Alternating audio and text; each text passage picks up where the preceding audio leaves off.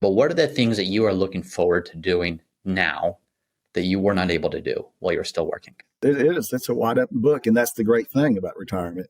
You can do what you want when you want to do it. And everything slows down. I'm not in a hurry anymore. Used to, with, your job and your responsibilities at home and everything, it seems like you're always in a hurry to get things done so you can get back home or get back to work. Or, if I want to, I can take a leisurely hour and a half, 2 hour lunch somewhere if I want to. Michael always wanted to retire early, but it wasn't until his wife's major scare with cancer that reframed the way he thought about work in the first place. Tune in as Michael shares about his journey and his wife's journey through her chemo treatment, how this perspective, along with the death of other loved ones, led him to retire early because life is precious and we're never promised tomorrow.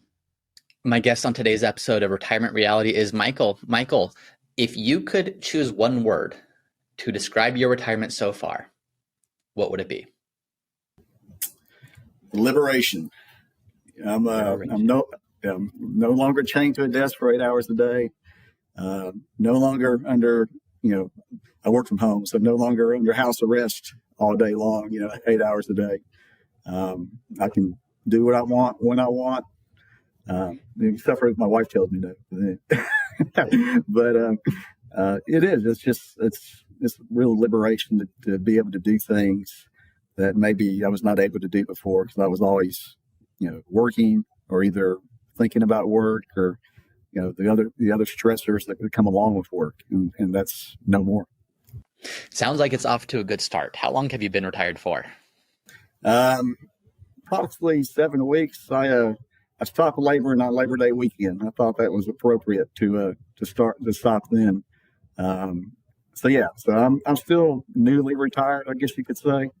I'm still have not really reached a point where I'm bored or, looking for other things to do. But I've also been somewhat busy during my retirement so far. My daughter got married, so I had that wedding. And then also her best friend that sort of we helped raise, frankly. She grew up in our house somewhat. So she also got married. So those are rehearsal dinners and weddings taking up some of the weekends. I'm on vacation this week down here at the beach here in Destin, Florida. So it's all good so far. Retirement so far. Yeah. How long have you been retired for? How long have I been retired for? Yes. About 7 weeks. So, 7 weeks. like I said, I decided to stop laboring on Labor Day weekend. That's right. Had a big barbecue and sort of retirement party with a bunch of friends. I'm also somewhat lucky. I have a couple of friends who are also retired that are about my same age. I'm 57. One of them's 60, the other one's 59. So I immediately have a friend group to go do things with, when I want to. So you retired fairly young. It doesn't sound like you loved work. It sounds like it was something that you were excited to get away from. What prompted the decision to retire at 57? Frank, I always prepared to retire early. When I first started working in the early 90s, there's a couple of books that really had an effect on me. One of them was the Covey book, 7 Habits. So begin with the end in mind, is one of the habits. And the other one was Millionaire Next Door. And, both those, Millionaire Next Door talked about spend less than you make. So always save. And in conjunction with that, my first employer, they talked to us about a 401k and investments and growing those investments, compound interest and all that stuff. And so they had, I think it was Vanguard, actually, had the guy from Vanguard come in and do an actual in-person presentation. This was before Zoom calls and this thing. So that really left a lasting impression on me. So early on, I was investing quite a bit in my 401k, but also I started doing DRIPs, dividend reinvestment plans, which later became a brokerage account. So those things sort of set me off early in my career to where I ended up doing pretty well. Now, to answer the other part of your question, what was the motivation to retire when I did, besides, being prepared financially? It was, my wife went through cancer last year. So she's in remission now. So that's, thank the Lord for that. But she had chemo for about 6 months, 7 months. And so sitting in that chemo room, which is, it's like a big room with, 10, 20 chairs where people are getting IV drips, all kinds of different cancers, all kinds of severity levels, some of them terminal, all ages of people. So you see teenagers, 30-year-olds, 40-year-olds, old people. And it really gives you a perspective on how short life can be. You really get to see that while you have your health, you should take advantage of that. Your health really is wealth. And, while you have the youth of your senior years, you really need to take advantage of that before you're not able to do things. Maybe you get that cancer diagnosis. Maybe you get, you break a hip or something like that where you don't have any mobility anymore.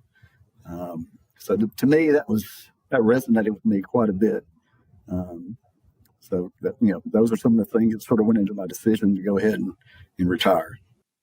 I'm glad you say that, Michael, and thank God your wife is better now and she's in remission. But there is this sense of not just, we'll live the traditional 80, 90 years, but there's this sense that all those years are created equal.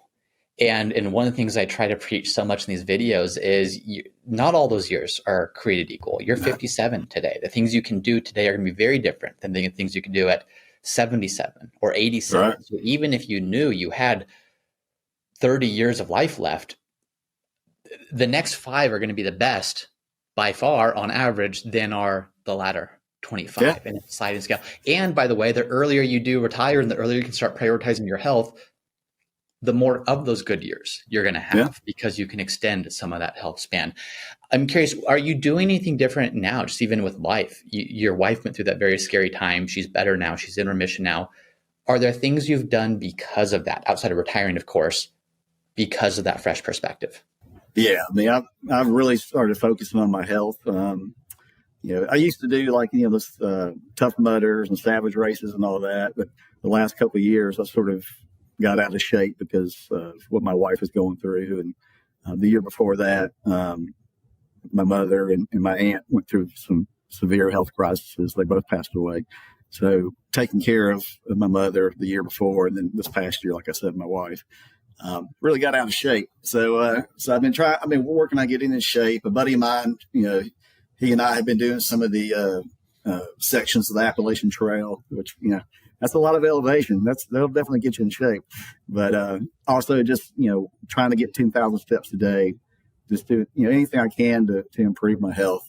When you were still working, so you've been retired for about 2 months now, were you able to prioritize health like you are now when you were still working? Not, I still would go to the gym and work out and that kind of thing. But now it really has become a focus because, like I said before, you see, if you're not healthy, you're not able to do things. My wife and I we live in Atlanta, Georgia. So we went once she was finished with chemo as a celebration, we did a trip that she always wanted to do. We went to Napa. So we did Napa and San Francisco and all that. And which she loved. And unfortunately, she was not able to, we did the John Muir Woods, hike in the woods there, in that park and all that. And unfortunately, she was not healthy enough to be able to do that as yet, since she was just finishing up chemo. But so again, our goal is to both of us be healthy enough to where we can make these trips and see things that we've always, read about or heard about. But now we have an opportunity to actually go and do those things. Yeah. Yeah, I love that you're doing that. I want to go back to your retirement for a second. So you retired at 57. A big part, maybe the full part of the impetus for that was wife got a cancer diagnosis. Better now, but that puts things into perspective. When did you feel like you were in a financial position to be able to retire? Actually, it's probably the year before that. I'd always, again, like I mentioned earlier, I always had set goals early on. And I hit that financial goal the year before that. But it's ironically, my employer actually, they offered an HRA plan, and they were phasing that out in January of 2026. So that was just said I would have the money that was built up in that HRA plan. which it wasn't a huge amount, but it was, it was not a small amount either. And that was just going to go away. That money would disappear. So that was just added incentive to go ahead and pull the trigger, which I did. Yeah. As you were preparing to make that decision, to pull that trigger, what was going through your mind? I know that you were looking forward to retirement, it sounds like, but what fears, what concerns, what anxiety, what was keeping you up at night as you were getting ready to make that decision? Part of it, obviously, I led a team of people, and I had a little bit of guilt actually leaving that team, because some of them I managed for over a decade, and I took for a while there I took a lot of satisfaction in training and developing my people, seeing them go up in their careers, go up the ladder, and so I felt a little guilt of leaving those people. But on the other hand, I think most people, I've seen some of these other interviews, and I tend to agree that your company is not going to miss you. Maybe for a few days until they find somebody else to fill that spot. But your company you'll be forgotten a lot sooner than you think you'll be forgotten. You're not as indispensable as you may think. And so yeah, that, and again, I hit my financial goal, and I was just ready to start living life, man. I mean, technically it's the worst financial decision I could have ever made, because, I could have had another 10 years of income, assuming, you make a certain amount, that could be $1 million or more. Right. But, I was just ready, and I haven't regretted it a bit. I like what you just said, because one of the things that there is that challenge of, if you're running a financial projection, there is 0 times out of 100 that you're ever going to run a financial projection, and retiring early comes out as a better financial decision. That's always less income. That's always fewer contributions to your 401k. That's always less money paid into Social Security. That's always more years of you needing to fund your own healthcare expenses. Although in your case, you had the HRA that I know would help with some of that. But I think that the conclusion you arrived at is, yes, money matters, but there's these different almost scorecards that we need to look at. One is, how am I doing with my financial health? But also, you're already talking about my physical health, my relational health, my ability to spend time with my wife, with my daughter, with the people that matter. And the financial thing's so tangible, it's so in your face, it's so easy to track that and to run projections that quantify that. The others are so much more difficult to quantify until they're gone. And you had that very scary experience of being on the verge of what happens if something happens to my wife. Then you feel the pain. But if you're not actively thinking that way of, these years are limited, these years are precious, it's very easy to get caught up in the one single tangible scorecard element, which is the financial side of things, and miss out on the rest. Yeah.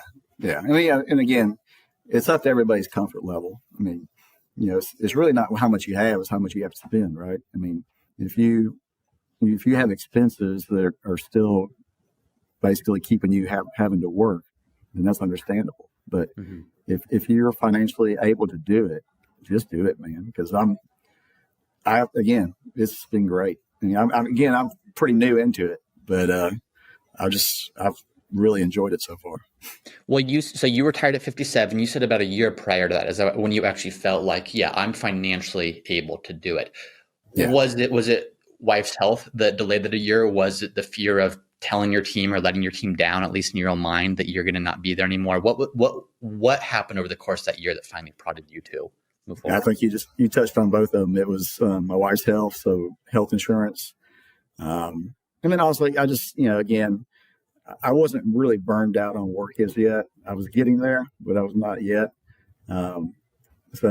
But the health insurance for my wife, but obviously you don't want to go through a change during the middle of cancer treatments and chemo and all that.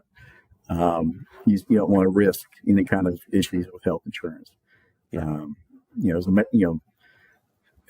America's health insurance it's a difficult thing to talk about, because it's not as it has a lot of challenges. I'll put it that way. So it's expensive. I'm sure you saw those challenges firsthand. What are you? So you're 7 weeks in, 8 weeks in. I know that granted, there's maybe still the honeymoon phase of retirement, but what are the things that you are looking forward to doing now that you were not able to do while you're still working? It's a wide open book, man. It's a wide open menu. I have a friend of mine. She's into scuba diving, so she's been trying to talk me into. I used to scuba dive back in college, and so she's asking me to get recertified and go scuba diving trips with her. I have some friends that are big into pickleball, so they're trying to recruit me to do pickleball. I think I mentioned I have a buddy he's wanting to do the Appalachian Trail. I'm not going to do the through hikes. I'm not going to, I think I've gotten a little too soft to be in a tent and no restrooms and that kind of thing. But I'm fine with the section hikes, and we've already done a couple sections of the Appalachian Trail here in Georgia. But it's a wide open book, and that's the great thing about retirement. You can do what you want when you want to do it. And everything slows down. I mean, I'm not in a hurry anymore. Used to, with, your job and your responsibilities at home and everything, it seems like you're always in a hurry to get things done so you can get back home or get back to work. Or, if I want to, I can take a leisurely hour and a half, 2 hour lunch somewhere if I want to. I don't have to, when I'm at the gym, I'm not trying to hurry and get through a workout anymore. It's no deadlines, it's just everything's more relaxed. There's no more pressure. That's actually, I think maybe one of the things that surprises people most is they don't fully appreciate how much of in a hurry they always were until they're retired and they're not in a hurry. Was there a moment where it hit you, Michael, that, oh, I can take my time here. Although, you have that feeling of, I got to get somewhere, I got to get home. And you say, no, I don't. I don't have to do that. Well, I mean, the first thing was not having to get up at 6 a.m. anymore. So when I did go into an office, I had to get up at 6 a.m. because I had a 45-minute commute. Now, after COVID, I was able to work from home. My job moved to where I was just working from home. So then I was getting up at 6:30, 6:45. But now, I sleep in until like 8:30 if I want to. So it's right there is I'm getting more sleep. There's, again, less stress. And then, I guess I get up, say I get up at 8:30, I'll fix a cup of coffee, read the news, maybe watch you on YouTube, who knows? But, sometimes, after I finish my coffee, a lot of times I'll go on, try to get my 10,000 steps in. So I'll go on a long walk and listen to YouTube videos or other podcasts or I've actually started reading books again. For a long time there, I let myself be distracted with work or social media or whatever. And, I fell out of the practice of reading books and I've already read 2 or 3, classics that I always wanted to read. And I plan on continuing that. So it's just, the possibilities are wide open. Yeah. I know you've already compared kind of health now versus health in your working years. If you're able to prioritize that again, you're able to do some of these hikes, you're able to spend more time at the gym. What about just mental health or stress levels or overall feelings of calm and peace and happy? How does that compare today versus 3 months ago when you were still leading up to retirement? Yeah, it's the load off your shoulders that you don't have those work responsibilities anymore. And it's actually helped that, like I mentioned earlier, I had a couple of friends who are also already retired. And so we meet up every now and then and just, discuss, because we're all sort of going through the same thing. They retired before I did. They're, like I said, one of them 60, the other was 59. And so they've talked about some of the things that you and Ari's YouTube program that touches on, the boredom, maybe feeling like, you're not needed anymore, that kind of thing. I haven't felt any of that, but I think those are maybe common things that retirees maybe experience at some point or another, especially if they had a high stress job, high pressure job, or where they manage people perhaps. And all of a sudden, maybe they feel like, they've turned into a nobody or something like that. I don't know. I'm not a psychologist by any means, but I haven't had any of that. I've had, just, again, like I said, the feel of liberation, the feel of freedom. And if I want responsibilities, I can take on responsibilities. But at this point, I'm just enjoying it.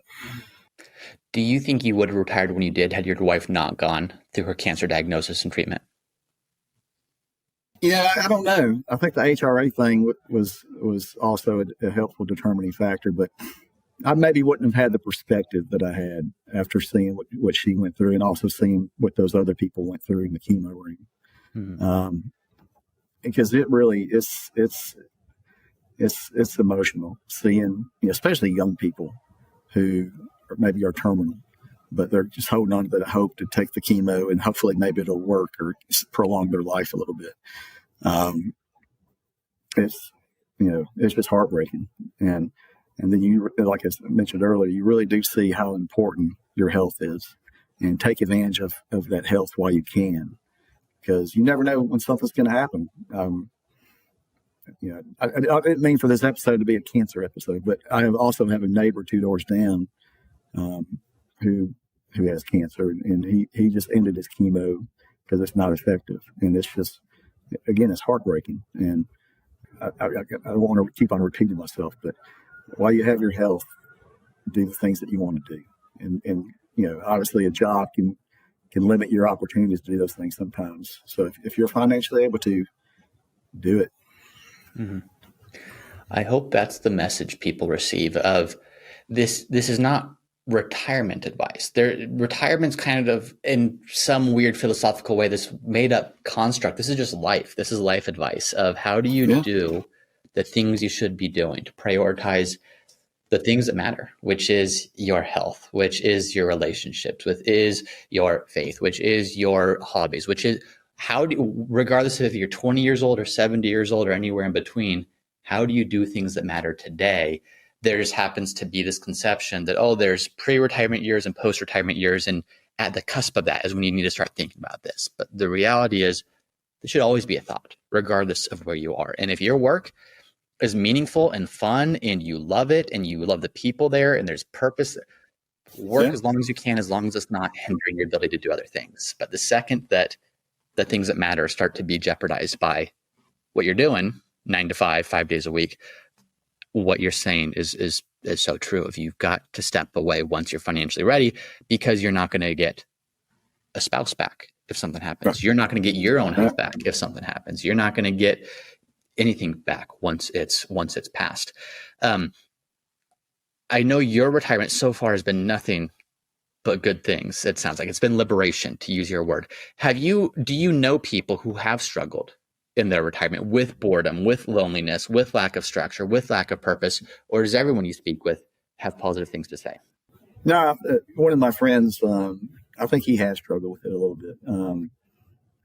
He was an attorney, and I think he really thrived on trials and to build up the trials and all that. So I think, he's been looking into maybe doing something else, like as a part-time gig, maybe even teaching, that kind of thing. Which, who knows? I may try to do something like that someday. But because again, I think some people probably do look for something else to do if they hit some point where they're bored, or they want challenges. Besides living at home and what could be considered boring, I guess. So yeah, I think he struggled a little bit. I don't think he'd mind me telling that part of it, but I have not hit that point yet. But again, I'm very early in the retirement. So, well, what have you? So there's two major factors I would say so far have contributed to you enjoying it. One is, of course, the perspective that you only really get when you or a loved one goes through a major health event. The second is you were financially ready. You've been preparing for this moment. You have saved, you have invested. And so those are two pretty pivotal things. But is there anything else, Michael, that led you to this moment where you feel like this does feel like liberation? This does feel wonderful because of the things I did on the other side? No, I don't think so. Again, financially, I did everything I needed to do to get to where I'm at. And then just seeing the health challenges that my mother and my aunt and my wife went through, those were sort of the kick I needed, the perspective I needed to go ahead and pull the trigger when I did. Yeah. But it's just, it's just great.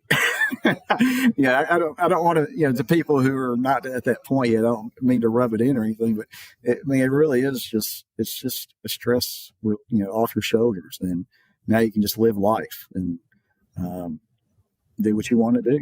Mm-hmm. So have there been any surprise, not challenges, maybe good things, but have there been surprises about how great it's been or about how free you feel? I know I wouldn't even say it's a traditional retirement yet. Your daughter got married, your daughter's friend who's like a daughter so it's been a bit busy even despite that. But any major surprises and the reason I ask is this is a show where so often people think that retirement's all about getting the spreadsheet right, getting the numbers right, getting the withdrawal strategy right. And they reach the limit of how far that can take them and they still don't feel comfortable. They still don't feel ready. And it's because of that, what the heck is on the other side? And maybe I don't have any Michaels in my life to share with me. Here's what's going well. Here's what's hard. Here's what the adjustment's like. And they're just craving that. What do you do? What's it like? What was surprising? Anything that you would share to that person who's getting ready, but just not quite there and taking the leap? Yeah. I mean, it's just your comfort level with, where you're at financially, what kind of expenses you have. Obviously the wild card is healthcare, expenses, health insurance. Right now there's, obviously the big dispute about the Affordable Care Act and subsidies and all that. So,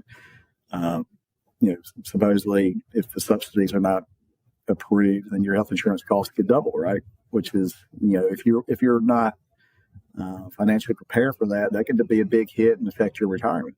So, it's just, decide what you can afford to spend each month. Stay within that budget. So that gives you peace of mind. That gives you comfort that as long as you're staying within your budget per month. And you should be good. At least that's how I'm doing it right now. I have a certain amount I spend each month and I stay under that and I feel secure. How has your actual spending, granted it's only been 2 months, but how has your actual spending compared to what you thought it would be as you prepared for retirement? Yeah, actually, it's been an expensive year, frankly, because, again, my daughter got married. So I spent a lot of money there. And also I had a sudden expense come up where I had to pay for a new roof. So that was unexpected. So in the same year that you retire, you have those huge expenses come up. So that was, but it is what it is. And, when you project out in the long run, I feel pretty good about where I'm at. I do have a financial planner who I help discuss these things with, and he gives me peace of mind as well. I think as y'all mentioned on your videos before, tax planning is a big part of it. Trying to figure that out. Of course, I'm pretty far away from having to worry about RMDs and all that kind of stuff, but it's something at least to talk about and think about in preparation. But is there anything you learned about yourself, either in these last 2 months post-retirement or even in the year leading up to it, knowing everything that went on in that year? Anything that you know now about yourself that you didn't know a year and a half ago? I think I'm still too early, man. Maybe as time goes by, I'll be more self-reflective and see something. But right now, it's just enjoying the free time. Like I said, I'm sort of catching back up on I sort of got into some bad habits, I should say, of not reading. I used to be a voracious reader when I was younger. And then, obviously once I got into work and having kids and all of that, then, that sort of went by the wayside. So I've really enjoyed picking the books back up again and reading and expanding my mind. And, I may be retired, but I'm not stopping learning. I still want to learn, and I want to educate myself. So I really enjoy reading. A lot of these classics too, which maybe I haven't read them since I was in high school or something. But I'm enjoying it. Yeah, you're enjoying the moment. You don't need a ton of reflection if you're enjoying it and doing the things that you enjoy doing with the people you enjoy doing them with. Michael, as we wrap, so retirement so far so good, relatively short period of time, but for that person that is considering an early retirement, but can't bring themselves to do it, can't pull the trigger. What guidance, I think we kind of already covered a lot of it. What final words do you have for that person? What final guidance do you have for that person that is struggling to make that decision? Yeah, just do it.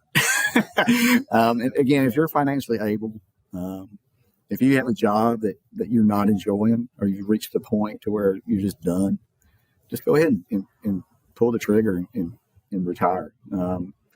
The sense of freedom that you feel, especially after, because the first week is like you're taking like vacation or PTO or whatever. But once you get into that second, third week, you realize, hey, I don't have to go back to a job.